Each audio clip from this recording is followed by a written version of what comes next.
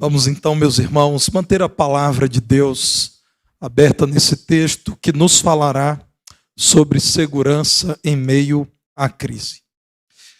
Para você, não é novidade ouvir falar de crise, porque o nosso mundo, irmãos, vivencia crises de modo cíclico. Encerramos um tempo de crise que já é o prenúncio de um outro tempo de crises. As crises, assim mesmo no plural, se apresentam na economia, no campo político. A crise é também moral, a crise religiosa em nossos dias, crises de fundo étnico, crises humanitárias.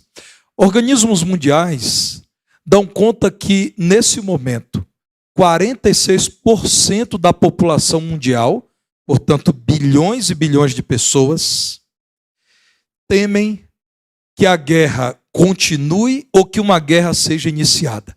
Quase metade da população mundial dorme assombrada com o fantasma da guerra, ou porque chegou, ou porque poderá chegar a qualquer momento. Talvez você esteja muito envolvido com duas guerras e tenha pensado que o mundo nesse momento tem que lidar com apenas duas guerras.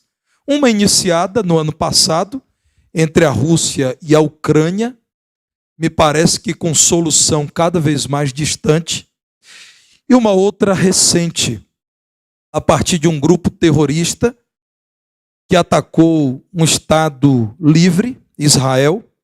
Uma guerra foi iniciada entre esse grupo, que é um grupo terrorista, e um Estado constituído. Então talvez você nesse momento, como crente em Jesus, esteja orando por uma solução na Palestina. E quando eu falo Palestina, eu estou falando do Oriente Médio. É que a designação Palestina é correta, uma vez que o Oriente Médio é uma designação muito recente, política. Então talvez você esteja orando por uma solução na Palestina e uma solução entre Rússia e Ucrânia. Mas deixe-me te falar de muitas outras. E eu não poderei aqui citar as dezenas de guerras que acontecem no mundo nesse momento, inclusive nos continentes americanos. Guerra nesse momento acontecendo no Iêmen, na Etiópia, onde muitos irmãos nossos têm sido mortos e templos têm sido queimados.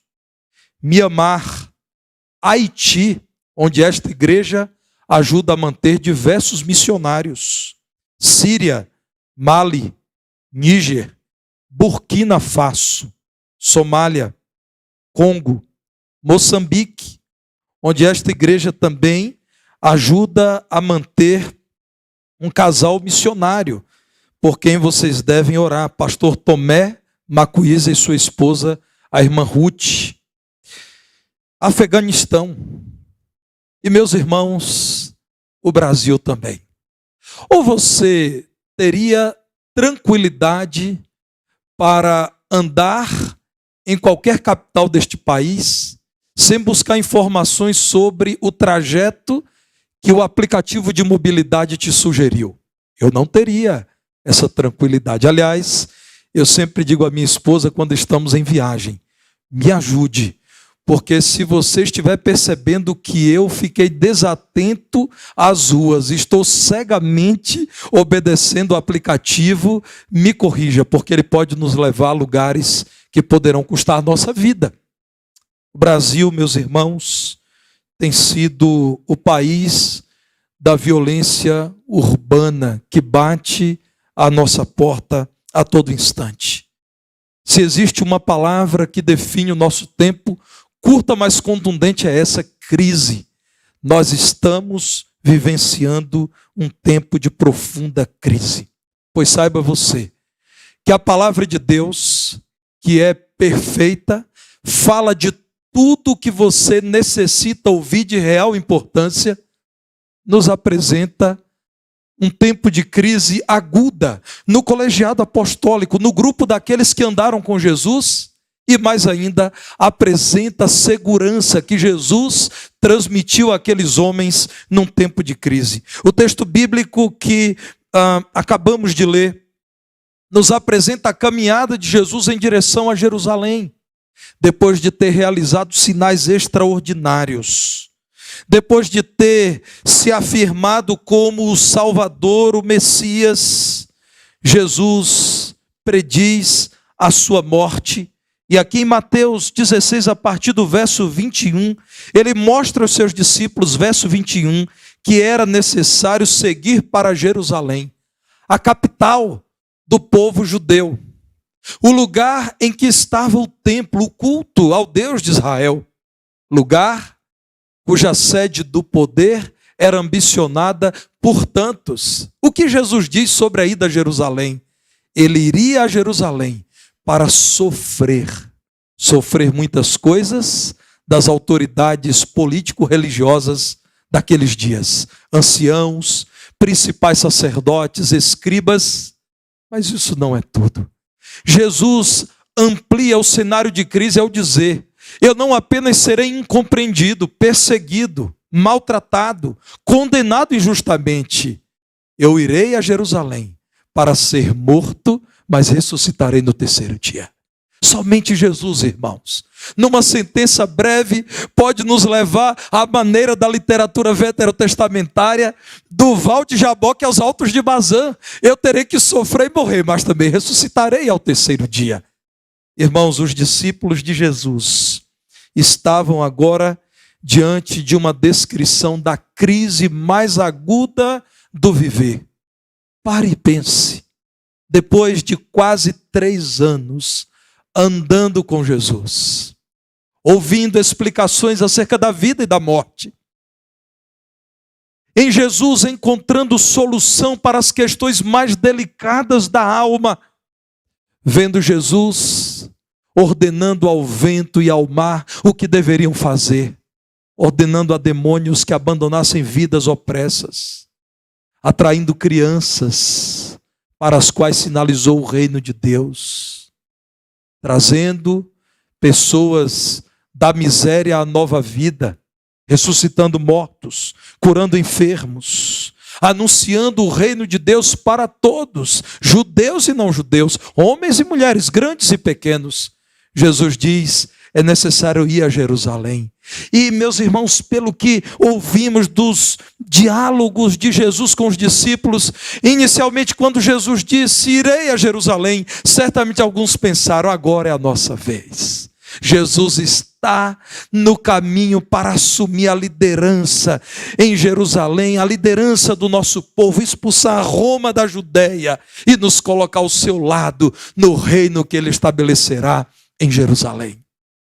Mas Jesus imediatamente diz, e isso provoca crise no coração, na cabeça dos discípulos: irei a Jerusalém para sofrer e morrer. Meus irmãos, naquele momento de crise, em que a desesperança bateu à porta do coração de tantos discípulos de Jesus, também se apresentou a resposta esperançosa, cheia de segurança dos lábios de Jesus. Aquele momento trouxe grandes verdades e preciosos ganhos espirituais para os discípulos de Jesus. Então vamos fazer um combinado. Eu serei verdadeiro com você e você comigo. Eu serei verdadeiro com você ao dizer a você que nós estamos vivenciando um tempo de crise e que a crise aumentará. Eu não serei um pregador desleal a ponto de enganar você, fazendo com que amanhã você lembre do que eu estou dizendo aqui e fique muito decepcionado comigo, porque a crise aumentará. Mas você poderá fazer esse combinado comigo de prestar atenção na solução que a palavra de Deus apresenta para a crise. E ao final, só ao final, você poderá decidir se Jesus explicou corretamente como se faz para viver em meio à crise ou se você não foi respondido. Vamos caminhar juntos? Vamos olhar para a palavra de Deus? Discordando da humanidade, a palavra de Deus diz que a crise, que é múltipla, como eu disse, é política, econômica, moral, religiosa, humanitária, étnica, aumentará. Veja o que nos diz 2 Timóteo, capítulo 3, nos versos 1 a 5, antecipando os dias que nós já estamos vivenciando. Veja o que a palavra de Deus diz.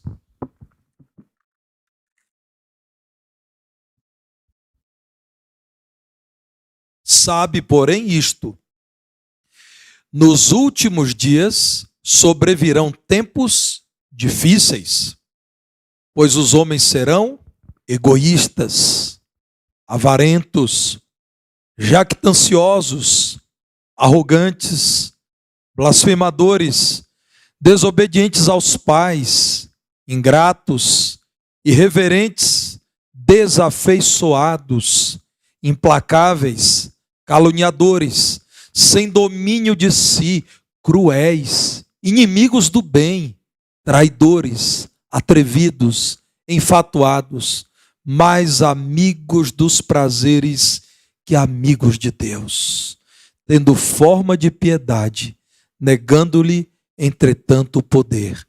Foge também destes. A palavra de Deus não nos garante felicidade permanente neste mundo e não diz que o mundo melhorará. O livro mais honesto da história, a bendita e inerrante palavra de Deus diz: apercebam-se dos tempos em que vocês estão vivendo. A Bíblia os chama de tempos difíceis. Não é cor-de-rosa o fim dos tempos como pintado pela Bíblia. A palavra de Deus traz-nos uma descrição pormenorizada de homens que até dirão formalmente: cremos em Deus. Tem a forma de piedade, entretanto, nega o poder de Deus. Homens que negam a existência, a vontade e o poder de Deus. Há muitos anos eu estava pregando na primeira igreja batista em Valença, na Bahia, minha terra natal. E foi a primeira vez em que cantamos o que cantamos aqui nesta noite: Deus é Deus. Irmãos, eu cantei, mas dizendo para mim mesmo: Senhor, tenha misericórdia de mim, porque é tudo verdade o que está escrito. Mas não é simples cantar essas coisas. Se a doença vier, Ele é Deus. Se a porta fechar, Ele continua sendo Deus. Meus irmãos, a crise no mundo é uma certeza atestada pela palavra de Deus. E você precisará cantar muitas vezes: se você está seguro em Cristo, não importa o que aconteça, Deus é Deus. Meus irmãos, a Bíblia nos fala desse crescimento da crise no mundo, mas graças a Deus, fala-nos do crescimento da segurança em Cristo. Quanto mais esse mundo estiver oprimindo a igreja de Jesus, mais o Senhor com graça sustentará a sua igreja. Quanto mais o crente se sente desconfortável nesse mundo, mais fascinado pelo céu ele fica. Quanto mais atribulado está, mais do consolo do Espírito Santo o crente prova. Então, meus irmãos, em matéria de milagres, Deus é Senhor absoluto. Ele é capaz de nos oferecer segurança em meio à crise. Cresce a segurança da igreja de Cristo nesse mundo de crises crescentes. O Deus a quem servimos e de quem nos aproximamos a cada dia nos concede segurança suficiente para que não nos desesperemos, para que aprendamos a viver mesmo com pouco e nos surpreendamos com o cuidado de Deus. Como aquele crente em Jesus, crente genuíno, homem de Deus, homem sincero, mas um ser humano que também é tentado, que também fraqueja. Num dia qualquer ele estava olhando para os seus 2 pares de sapato. Um par de sapatos de cor preta, o outro par de cor marrom. E ele naquele dia, irmãos, meio que melancólico, meio que negativo, disse: Senhor, tenha misericórdia de mim, eu só tenho 2 pares de sapatos. Será que o Senhor não pode me conceder um terceiro, quem sabe de cor branca? E ele estava orando. E parece que ele já estava até um tanto impaciente com Deus, quando alguém tocou a campainha da casa dele. Ele saiu em meio à oração, interrompeu a oração e foi atender a pessoa. E lá estava um homem sujo, cansado, com os pés calejados no chão, dizendo: moço, eu não vim pedir dinheiro não, é que eu tinha um par de chinelos aqui que estava tão velho, esse par arrebentou ontem outro pé arrebentou hoje, será que o senhor não tem qualquer chinelo aí para me conceder? E aquele homem voltou e pegou um dos pares de sapatos e disse: eu tenho 2 pés, eu não preciso de 4 sapatos. E entregou um par, voltou e disse: Senhor, tenha misericórdia de mim. Eu estava reclamando por ter 2 pares, e à minha porta bateu um homem, pedindo qualquer coisa para pôr no pé, porque não tinha nada. Talvez você seja como aquele cristão, tomado pelo noticiário, que é perverso porque está na palma da sua mão, no seu smartphone. Você abre o texto bíblico e está bem intencionado durante o culto, você quer ler o que está lá no seu aplicativo com todo o texto bíblico, mas baixa um box trazendo mais uma notícia para você de mais um ataque de uma pessoa má a alguns inocentes. E você então é tentado a dizer: onde o Senhor está?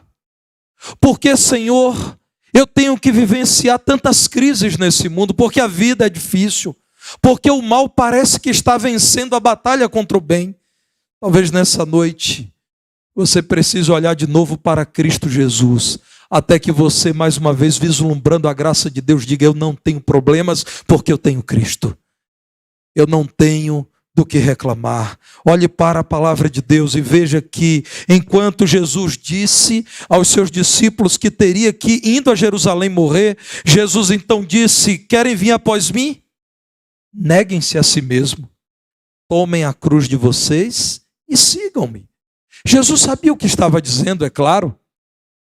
Levar a cruz naqueles dias era levar a sua pena nas costas, o peso da sua punição sobre as costas. Então Jesus está dizendo: vocês querem me seguir? Assumam as consequências de viverem no mundo mau e de serem vocês também pecadores. Porque quem quiser salvar a sua vida, perdê-la-á. E quem perder a sua vida por minha causa, achá-la-á. Meus irmãos, nós encontramos o Senhor Jesus Cristo dizendo aos seus apóstolos: assumam a cruz de vocês, assumam que vocês estão nesse mundo mau, assumam um compromisso comigo, acheguem-se a mim, porque aqueles que querem salvar a sua vida, ou seja, aqueles que querem negar o sofrimento, fugir da crise, fazer de conta que os problemas não existem, esses, na verdade, não estão vivendo.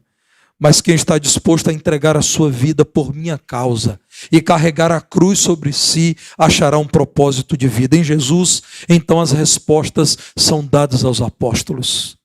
Enquanto a crise nesse mundo aumenta, a nossa segurança em Cristo também cresce. Por que encontramos segurança em Cristo? Porque em meio à crise nós encontramos todas as respostas. Jesus dizendo: é no mundo de crise que vocês têm a oportunidade de assumir o propósito nobre do viver, que é viver segundo a minha vontade. Porque quem isso não faz perde a sua vida, porque deixa a sua vida em suas próprias mãos, tantas vezes tomadas de pecado. Jesus é aquele que nos dá todas as respostas. Olha a sua volta, a crise nesse mundo, busque Jesus, que é o mestre de toda sabedoria. Não existe uma pergunta que você tenha a fazer a Jesus, para a qual ele não tem uma excelente resposta. Olhando para os seus apóstolos, perguntando a Jesus qual o caminho a seguir nesse mundo de crises, Jesus diz: eu sou o caminho. Eu sou a verdade, eu sou a vida.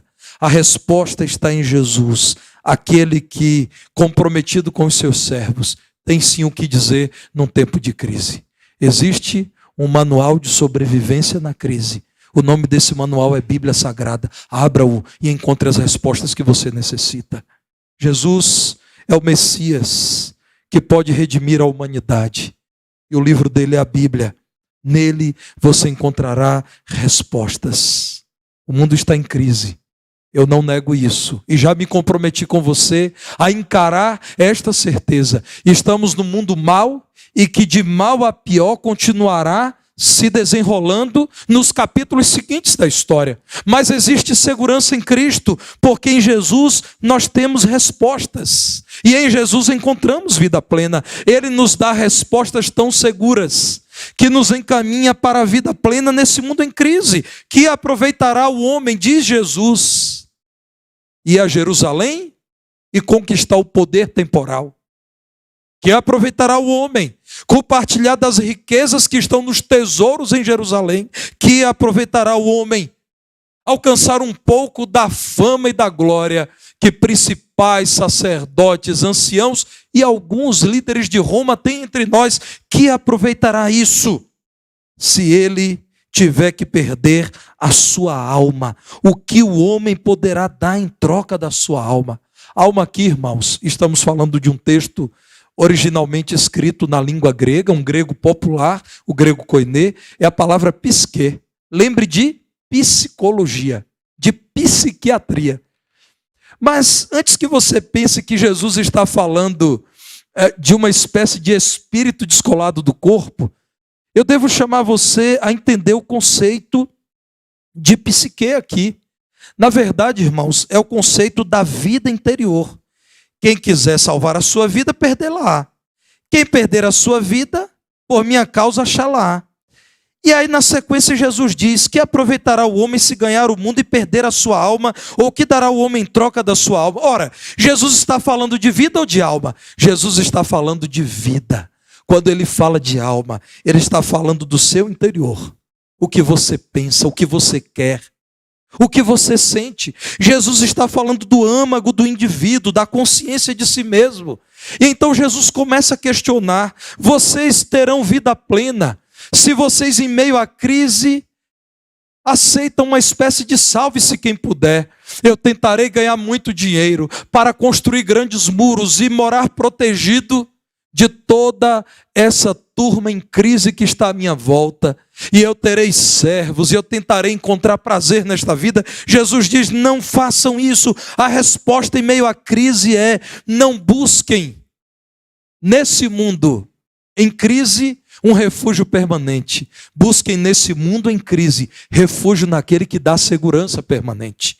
Em Cristo, irmãos, nós encontramos vida plena, porque Ele nos ajuda a abandonar a velha vida de pecados quando Ele diz: o que te fará bem, que lucro você terá em nessa vida pisar fundo no pecado, se enlamear com a sujeira desse mundo, passar a servir a Satanás? Que lucro você terá com isso? Você perderá a sua vida. Jesus então nos mostra o que é valioso de verdade.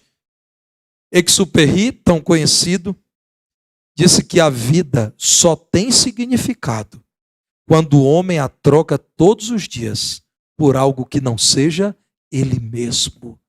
Você sabe, eu também sei, que quando o homem se proclama o seu próprio Deus e passa a ser um devoto de si mesmo e vive para satisfazer os seus planos, para buscar prazer, em algum momento a vida será insuportável, tediosa. Irmãos, nós sabemos disso. Qual pessoa é capaz de encontrar prazer na vida duradouramente se ela vive somente em torno de si mesma? Ela não se criou. Quem a criou foi um Deus que lhe deu a oportunidade de vivenciar uma vida muito melhor do que aquela que o homem nos tem dito que é boa. Você precisa em Cristo encontrar respostas para que conheça uma vida plena. Você tem vivido para quem ou para o quê? É só para você?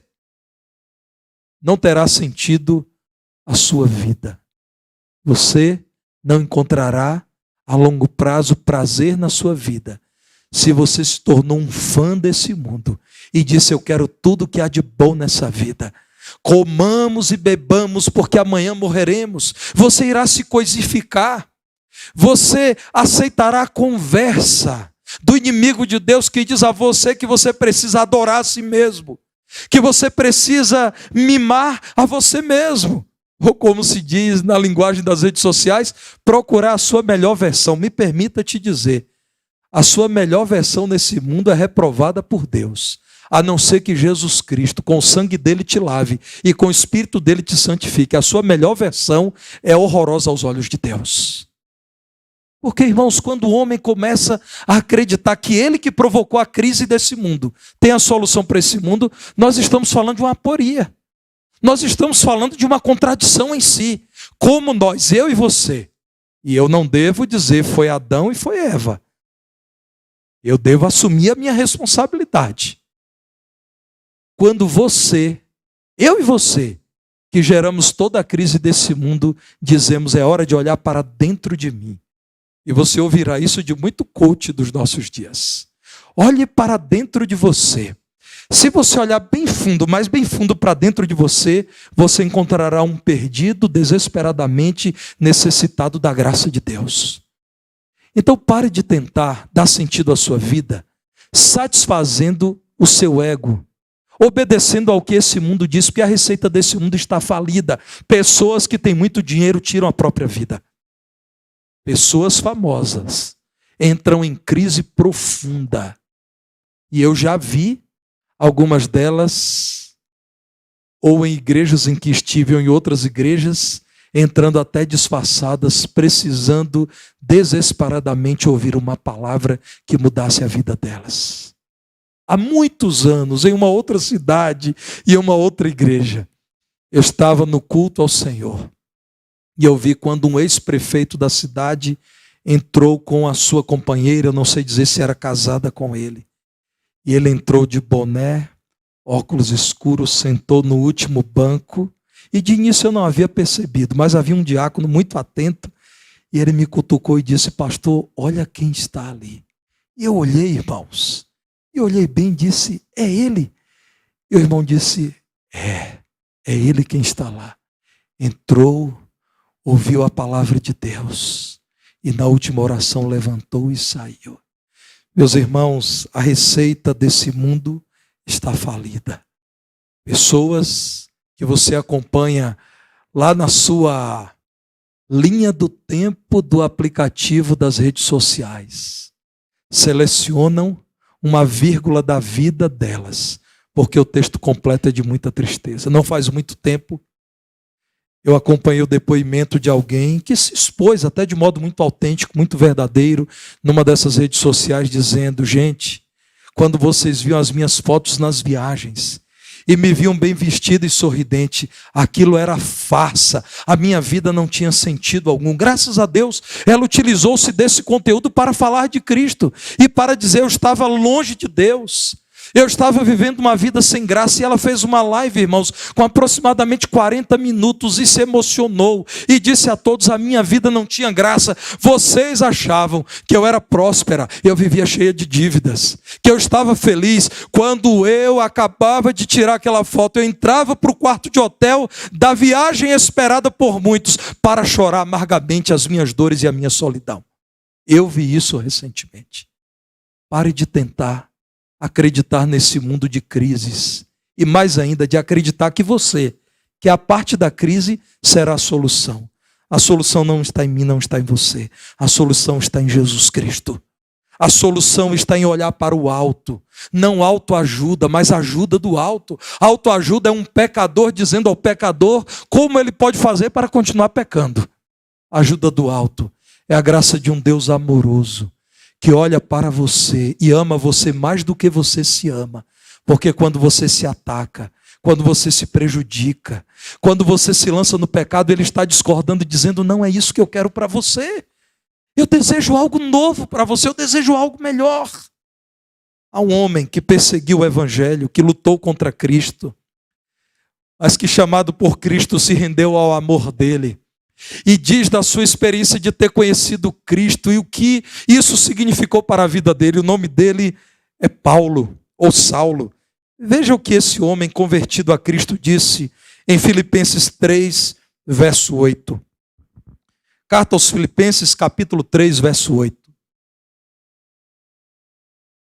Homem capaz, homem bem relacionado, homem de muito crédito no meio em que vivia. Ele disse, considero tudo como perda por causa da sublimidade do conhecimento de Cristo Jesus, meu Senhor, por amor do qual perdi todas as coisas e as considero como refúgio para ganhar a Cristo.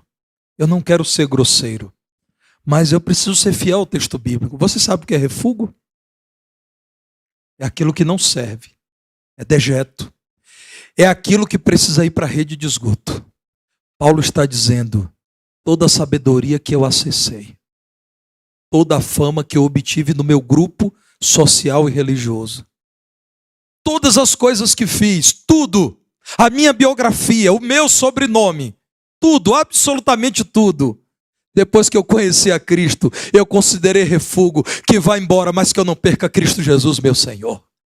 Considero tudo como perda, porque depois que eu conheci a Cristo, eu descobri o grande ganho da minha vida. Depois que eu conheci a Jesus Cristo, eu descobri finalmente o propósito da minha vida, como depois de ter visto Cristo em sua glória, eu ainda darei crédito às coisas dessa vida. Você precisa de Cristo. O apóstolo Paulo, escrevendo a Timóteo, 2 Timóteo 4, a partir do verso 6, continua falando da vida dele, mas agora no fim da vida. A vida de alguém que descobriu o propósito da vida em Cristo. Essa vida ao fim não é de lamento, é de regozijo. Não é de frustração, é de feliz constatação das surpresas que em Cristo alcançou. Paulo disse assim, quanto a mim, estou sendo já oferecido por libação e o tempo da minha partida é chegado. Combati o bom combate. Completei a carreira, guardei a fé. Já agora, a coroa da justiça me está guardada, a qual o Senhor reto juiz me dará naquele dia. E a parte que mais me faz vibrar nesse texto, e não somente a mim, mas também a todos quanto amam a sua vinda. E se você puser uma lupa nesse versículo, uma lupa da fé, a lupa dos olhos da fé, aí você encontrará lá, não somente a mim, mas também a Tarcísio, mas também a Aurora, mas também a Sâmela, mas também a Hélio, mas também a Natanael, mas também a Nice, mas também a Talita. E eu preciso parar por aqui, irmãos, porque são centenas de nomes. Mas como é animador ouvir o Senhor nos dizer por sua palavra, que é possível em Cristo encontrar propósito para a vida nesse mundo em crise, a ponto de chegar no final da vida dizendo, eu combati o combate bom, eu não vivi em torno do meu umbigo, eu não quedei silencioso diante do plano desse mundo, eu não virei as costas para o meu Criador e Senhor, o meu Salvador, eu amei o Senhor, valeu a pena ter combatido, e agora é hora de voltar para casa e receber a recompensa, a coroa da justiça. Aquele que é justo, que me justificou pelo seu sangue derramado em meu favor no Calvário. Aquele que se ofereceu como pagamento por minha alma.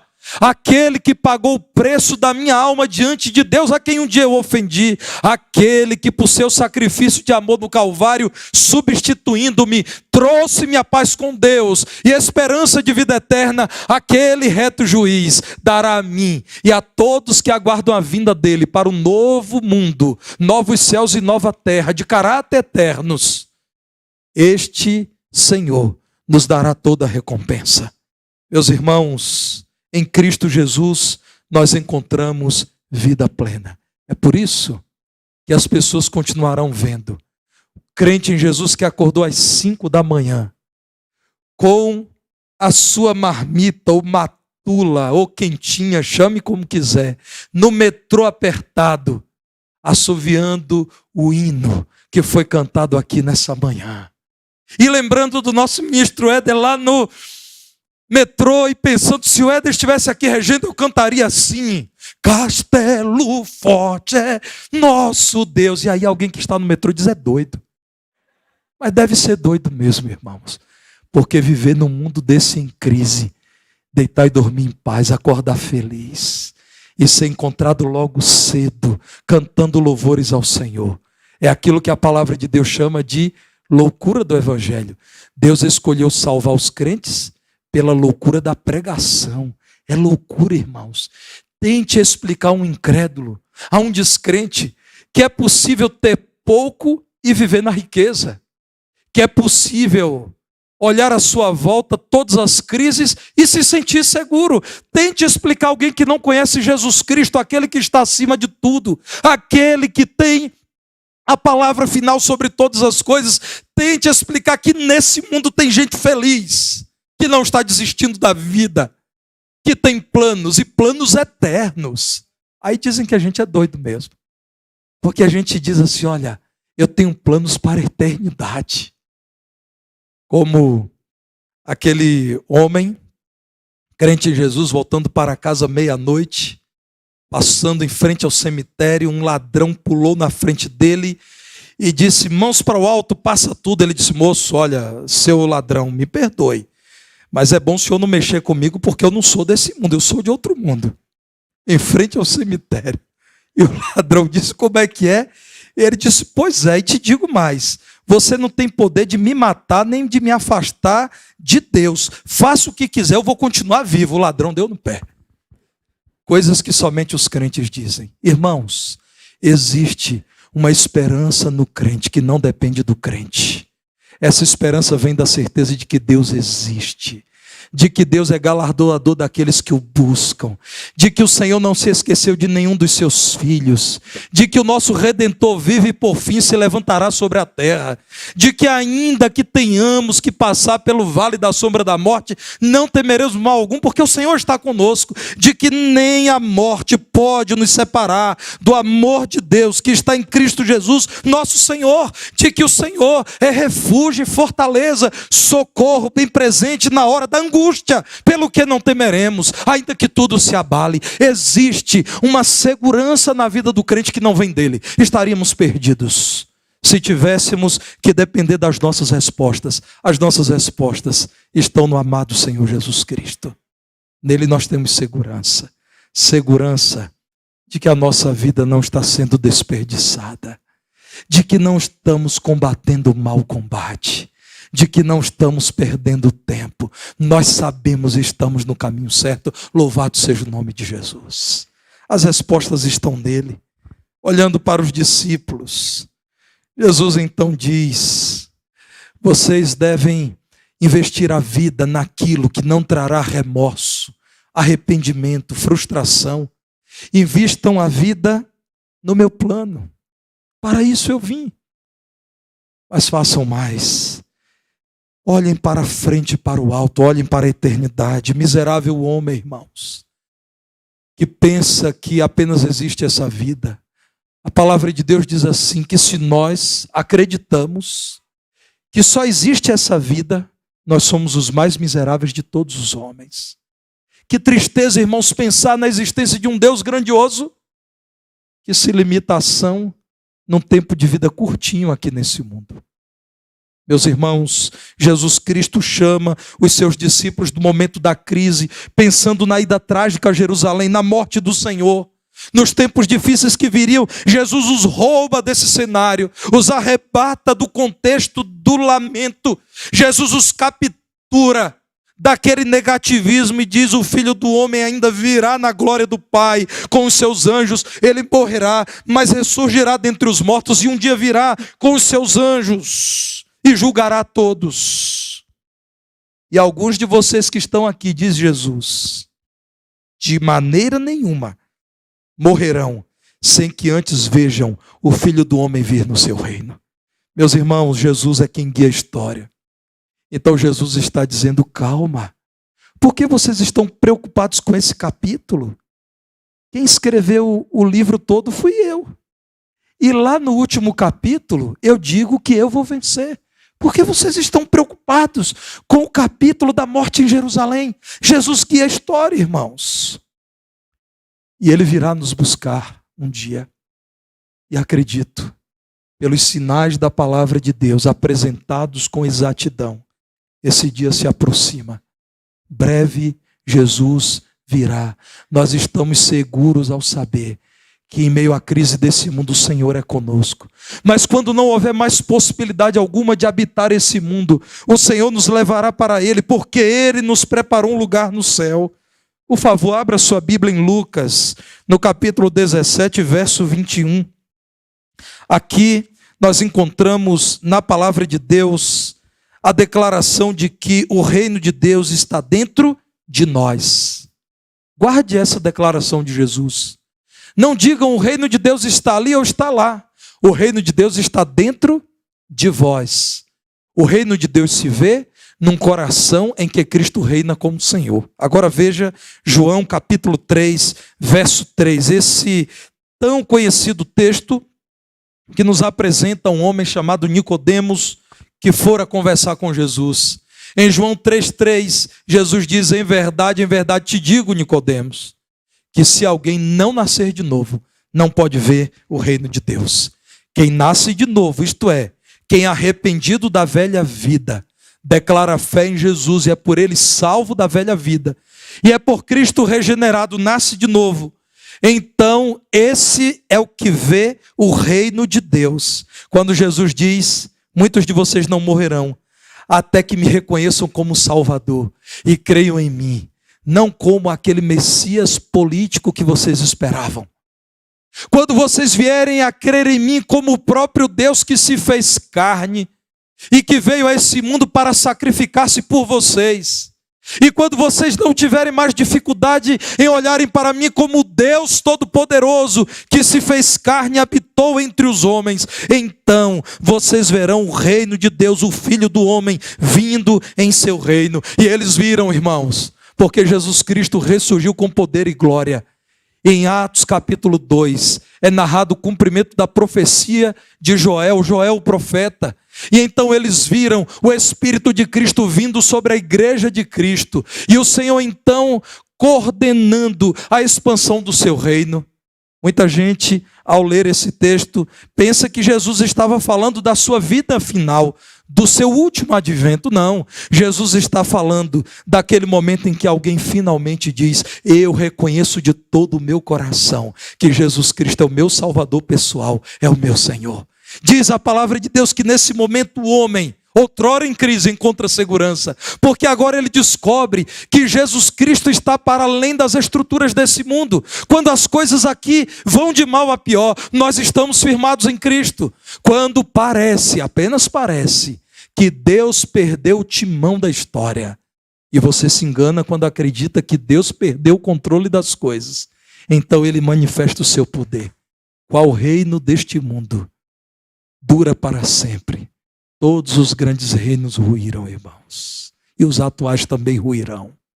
É que você, assim como quem viveu na época do grande império egípcio, do grande império assírio, do grande império otomano, do grande império romano, naqueles dias pensavam: nunca esse reino acabará. Você olha para os grandes reinos desse mundo, da atualidade, e você pensa: eles nunca acabarão. Você está enganado. Todos os reinos têm tempo de validade. Todo poder que o homem tem se encerra no tempo determinado por Deus. O crente em Jesus olha para o Senhor. E enquanto percebe a crise desse mundo, o crente em Jesus diz: eu sei em quem estou seguro. Seguro estou, não tenho temor do mal. É assim que nós cantamos. Sim, guardado pela fé em meu Jesus. Eu gosto desse hino, irmãos. Não posso duvidar desse amor leal. Ele em seu caminho sempre me conduz. Não me deixará, mas me ajudará, mas me abrigará.